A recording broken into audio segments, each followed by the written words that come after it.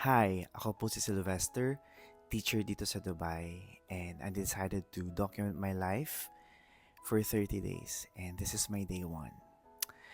Okay, so bakit ko ba ito ginagawa? First, I wanna show up for myself every day. Second, I wanna appreciate things. Though, nagpo-post naman ako madalas, but I haven't been consistent. So, third reason why I'm doing this is to stay consistent and be disciplined.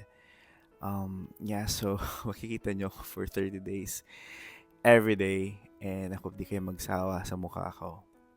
And just I wanna share today, galing akong church kanina, mainit na sa labas, pagod ako to be honest sa pag-commute. And pagdating ko ng bahay, nag-lunch ako, then nanonood ako ng TV, nakatulog ako, and guess what? Hindi lang siya short nap, as in ang haba. Kasi from I think around 3 to 7 p.m. ako nakatulog and it's a good feeling. Alam mo yun, yung, di ba nung bata tayo, pinapatulog tayo ng mga magulang natin.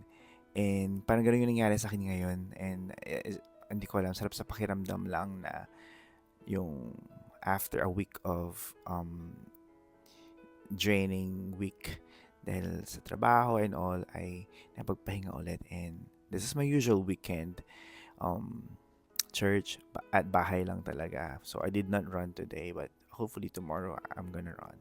So I'll see you on my day 2.